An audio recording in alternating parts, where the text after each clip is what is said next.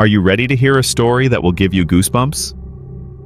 If you are, hit that like button to boost your courage, share to warn your friends, and subscribe to our channel so you won't miss any chilling tales from us.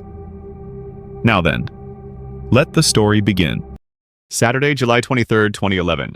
Transcript of call from witness RL 1:20 p.m. Dispatcher, 911. What's your emergency? Caller RL, I need to report an accident. A car just went over the barrier on the I-17. Northbound. Dispatcher. Sir, do you see a mile marker?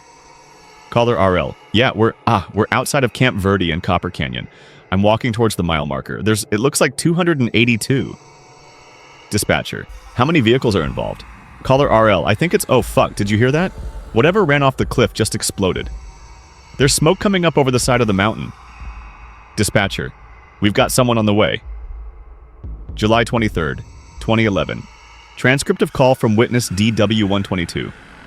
PM dispatcher, Yavapai County, 911. What's the emergency? Caller DW. Yeah, an SUV just went over the cliff. The car is on fire and there are people screaming. It's fucking chaos out here. Dispatcher. Is this northbound 17 just south of Camp Verde? Caller DW. Yes. People are trying to get down the cliff. Dispatcher. Can you see any injuries, ma'am? Caller DW. Yes, there's people. There's inaudible in the ravine outside the car. Oh my god. There's kids. There's kids and an adult. A woman, I think. Dispatcher. Is anyone injured? Caller DW. No, they're all dead. Friday. I leaned back against my truck and took a few deep drags of my cigarette before snubbing it out on the tire and flicking it under the car next to me. Stella should be pulling up with the kids any minute, and she'd flip her shit if she saw me smoking. As I watched for headlights coming around the corner of the hotel parking lot, I popped a breath mint and took a swig of water. Phoenix was hot in July, oppressively hot. And even though the sun was almost down, I couldn't last out here much longer. While it was a nice escape from my frigid hometown of Flagstaff in the winter, Phoenix left much to be desired in the summertime. I tried to come down as infrequently as possible during the summer months, but sometimes work made that impossible. I always hated leaving the mountains. Even though the valley was only 2.5 hours away from Flag, it may as well have been 1,000 miles. My small mountain town and the sprawling desert city might as well be different countries altogether. I saw the headlights of Stella's silver Mazda peek around the corner of the building, and I pushed myself off the truck. She pulled into a nearby space, and I smiled as I went to greet her. I could tell by the look on her face when she got out that she was worn down. How was the drive? I asked her as I opened the back door to let Aiden and Wyatt out. Long. You know I hate that drive. I don't know how you do it so often. I laughed. Well, that's what I get paid for. A necessary evil to keep my family living in luxury. Dad, do I have to go tonight?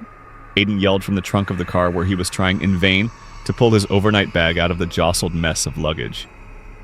What, you don't like dressing up? He made a face at me. I hate it. Plus, there's not going to be other kids there.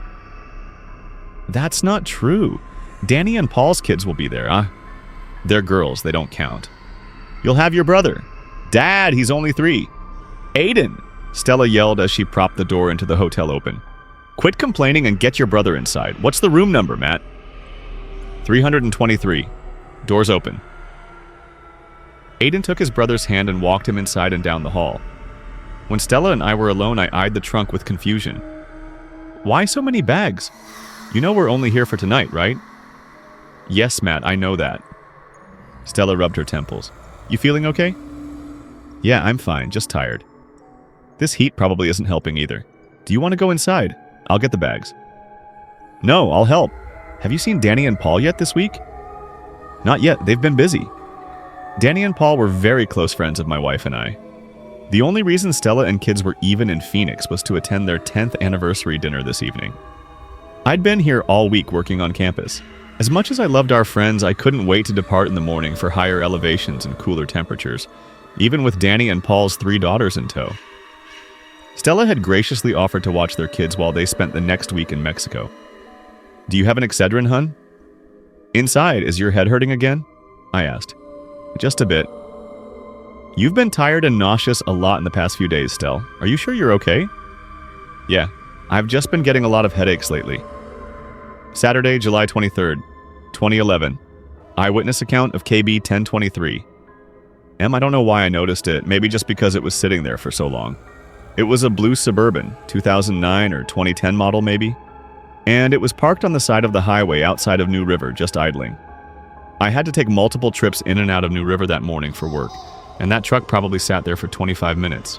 It barely fit on the shoulder even though it was parked right up next to the guardrail. It was definitely a road hazard. I was planning to check on the car the next time I went out, but by the time I got back, it was gone. July 23rd, 2011. Eyewitness account of LL 1101. AM, I was in the far right lane getting off of northbound 17 at exit 144 in Black Canyon City. This blue Suburban suddenly merges over 2 lanes and cuts me off. It was so sudden that I was surprised it didn't roll. I got pretty angry and laid on my horn. I was going to pull up next to the truck at the stop sign, but I saw little kids in the car, so I just kept driving. The woman in the driver's seat didn't even look at me. She looked so dazed, I'm not even sure she heard my horn. Friday. You look amazing, Stella. My wife, after 8 years of marriage, was still one of the most beautiful women I'd ever seen. Not that she believed it, of course. In fact, I was pretty sure she never had. Stella was a few years older than me, and I knew that had always bothered her. When I first met my wife, she was a quiet, nervous girl who still lived at home with her parents. We met at an engagement party for a mutual friend, and I used the next few months to slowly nudge her out of her shell. It didn't take me long to realize that Stella was already in love with me by the time I'd formally met her. I married my wife a year later and got her pregnant immediately. Stella was over the moon. All she'd ever wanted was to be a mother. She told me the day of Aiden's birth was the happiest day of her life.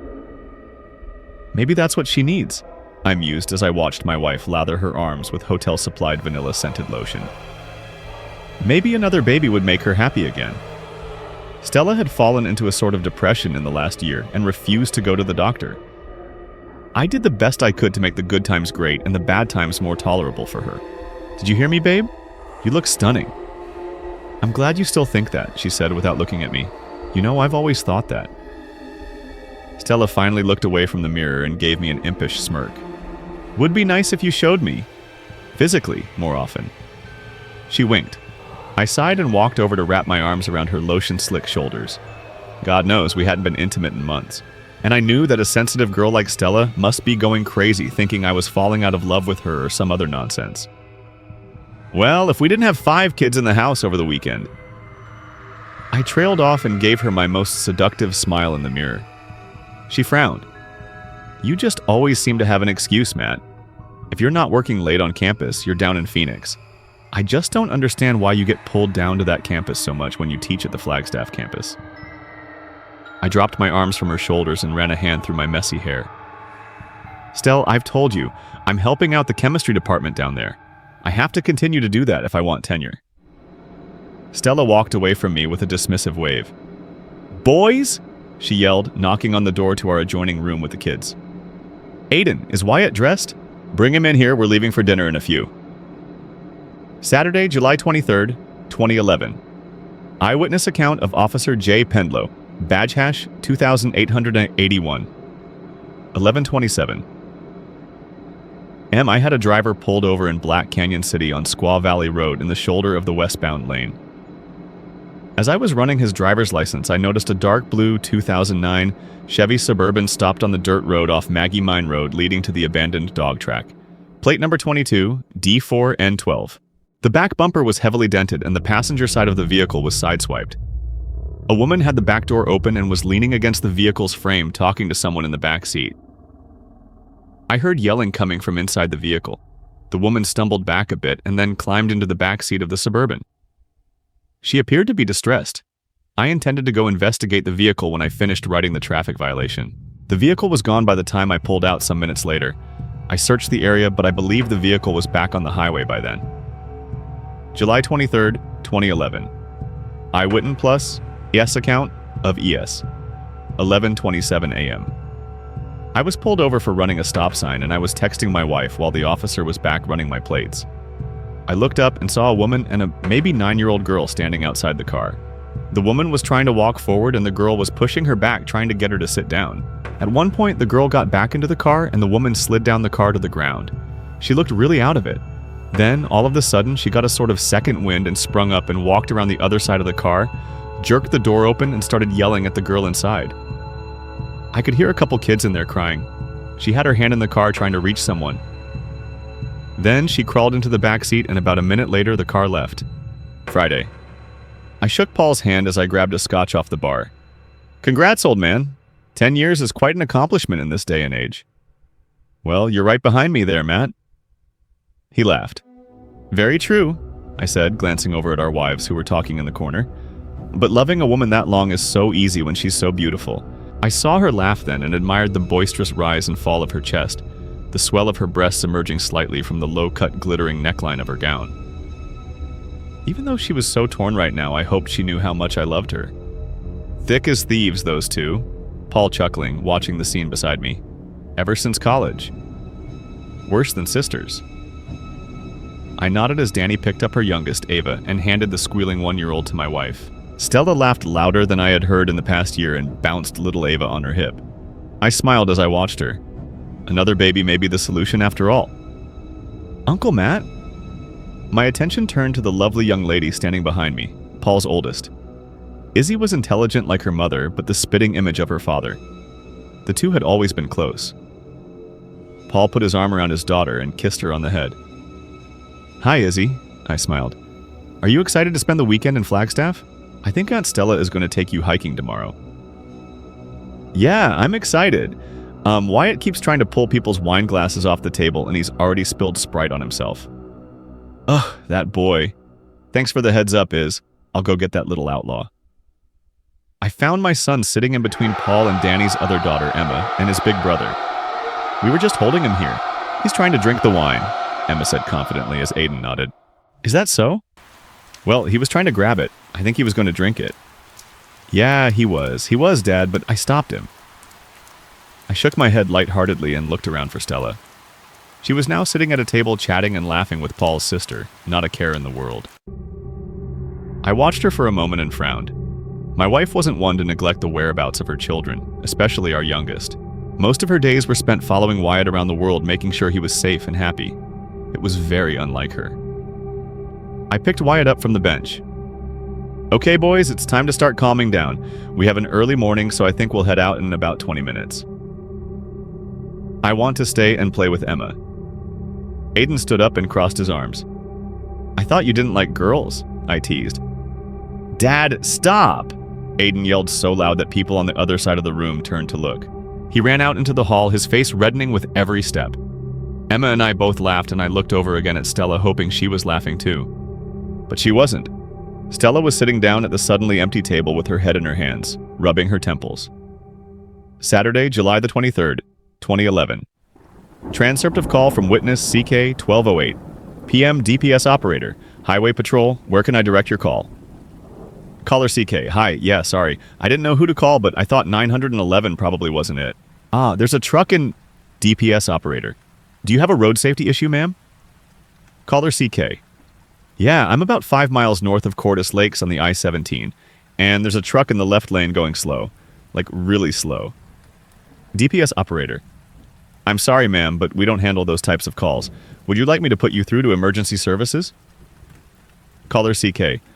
No, I don't think it's an emergency, but I passed her and she's going about 25 miles per hour in a 65 mile per hour zone. She just has this, like, blank look on her face. She needs to get off the road because she keeps crossing the middle line. She looks really out of it. DPS operator. Would you like me to put you through to emergency services? Caller CK. No, it's fine. I'm way past her now. I just thought someone should know about it, but yeah, I guess I don't need to report it at this point. July 23rd, 2011.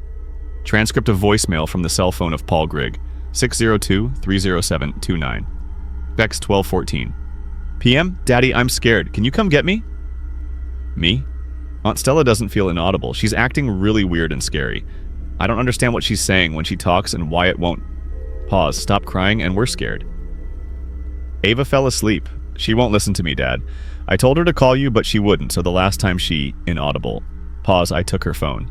Please come get us or send Uncle Matt to come get us. I don't know what to do, and I'm really scared. Crying. Aunt Stella keeps hitting stuff with the car, and I saw her throw up. Crying. Inaudible. Driving right. Please call me back, Daddy, or text the phone so she doesn't hear you. Friday. We'll swing by around 8 tomorrow and grab the girls. What time is your flight? 10:30, but the earlier you get to our house, the better. Dani and I wouldn't mind some alone time. Paul leaned back on his heels and winked at his wife. All right, Matt and I know how it goes. Stella giggled and leaned her head against my shoulder. How does 7:30 sound? Earlier. Paul growled, wrapping his arms around Dani's waist and nuzzling her ear. I'd known my wife so well and for so long that I detected the instant she felt uncomfortable and intimidated. She laughed nervously, and I could feel the envy radiating off of her. Stella had always wanted the sort of open affection, no apologies relationship that Dani and Paul shared. It had just never been that way with us. I opened my mouth to break the tension, but Stella spoke first. You guys are like kids, having sex all the time and in Mexico no less? Maybe you'll babysit for us some weekend and we can go to Mexico. Stell, are you drunk? Paul teased. You're terrified of Mexico. You know I don't drink, and I'd risk being kidnapped in Mexico?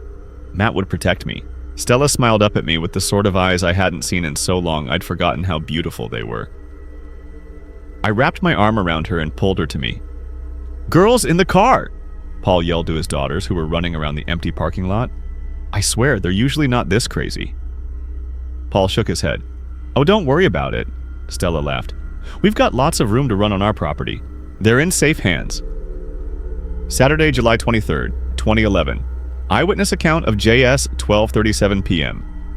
I was buying cigarettes at the Chevron in Cordis Lakes when I heard somebody slam on their brakes outside and punch the horn. I looked out the window and saw a blue SUV drive by, just as calm as can be while this guy in a white pickup is yelling out his window at it. Then I was driving over to Wagner's and I saw the same blue SUV going down Stagecoach Trail. The driver pulled over to park the car on the shoulder and then suddenly changed her mind or something and flipped a U-turn instead. The tires left tracks in the road. I could see some little kids' heads bobbing around through the back windshield. I decided to follow her because I thought maybe she was drunk. We see a lot of drunk drivers around here, so I get in my car and follow her back down Stagecoach. She starts speeding up as she gets closer to the highway. I estimate she got up to about 75 and the limit on Stagecoach is 40.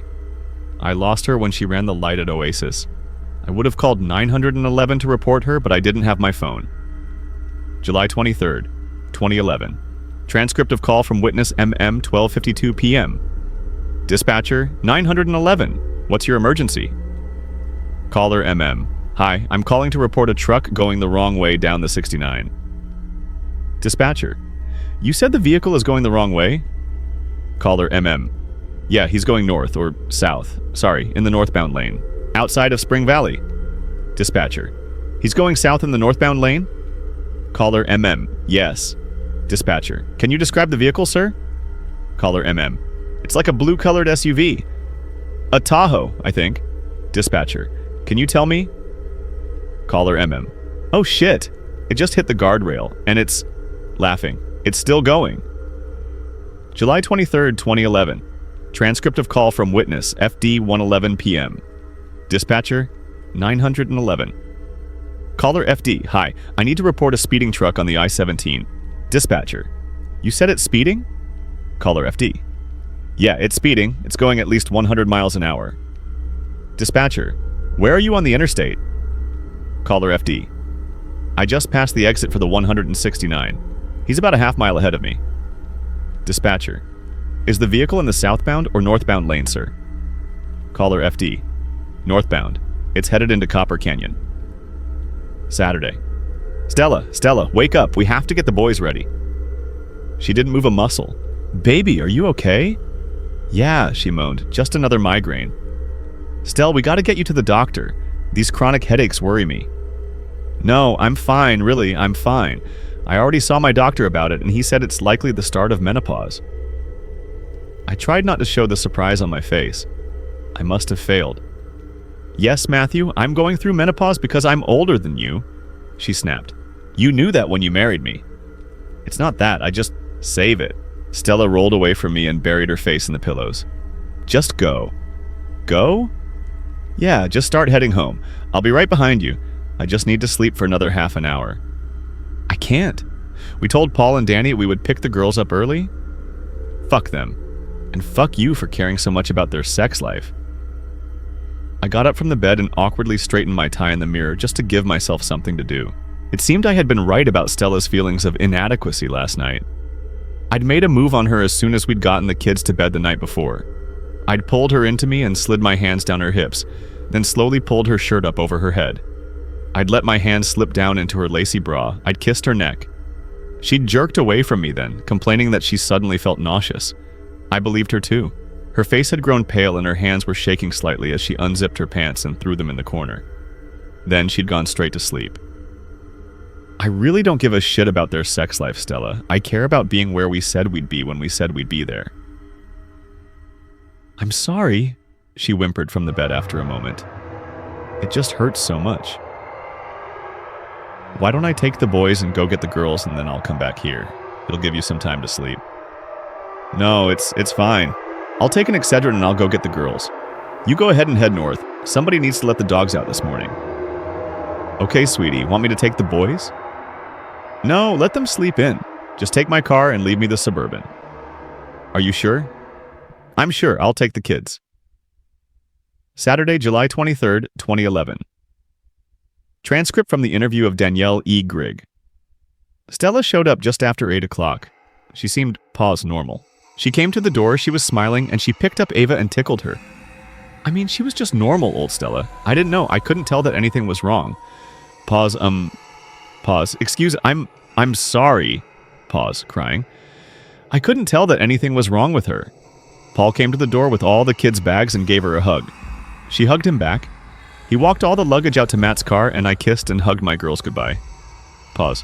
I'm sorry. I kissed my girls goodbye, and I held Ava for a minute. And then Paul kissed the kids goodbye.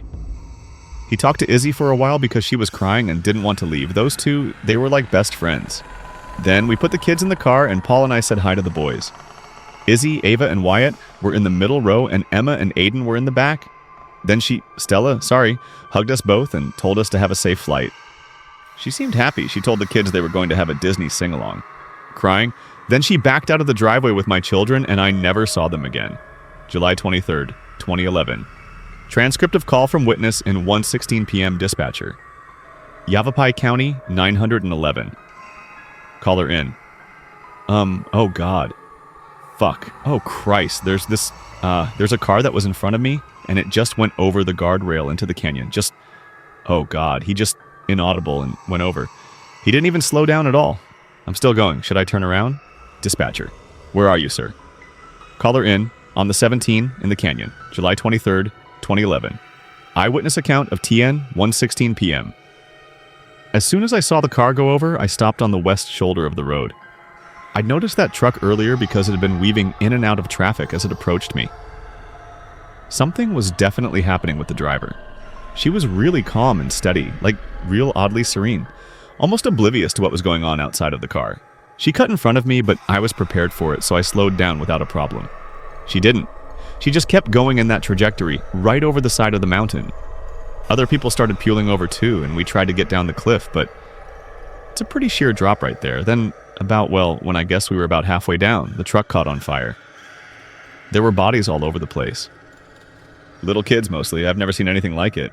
I saw photos of the accident on the news, but they were taken after the police had been there and cleaned up a bit. When we first got down into the canyon, it was like looking into hell. All the bodies were still burning. Everyone was dead. Saturday in the end. I made my first call to Stella's cell phone at 11:04. It rang for a while and then went to voicemail. This didn't worry me as my wife usually turned her cell phone on silent when she was driving through the mountains. That road had always made her nervous. At 11:30 I called again, and this time someone sent it to voicemail. I still didn't worry too much. I'd talked to Dani before her flight left that morning, and she'd told me Stella hadn't come by to pick up the girls until 8:15. And that she'd planned to get the kids some breakfast before she got on the road. A 2 hours drive would put her in close to 11, but my wife was a slow and careful driver. At noon, I started to pace around my office trying Stella's cell phone off and on. By 1 p.m., I was a wreck. At 1:14, I got a frantic call from Paul about a voicemail he'd received from Izzy.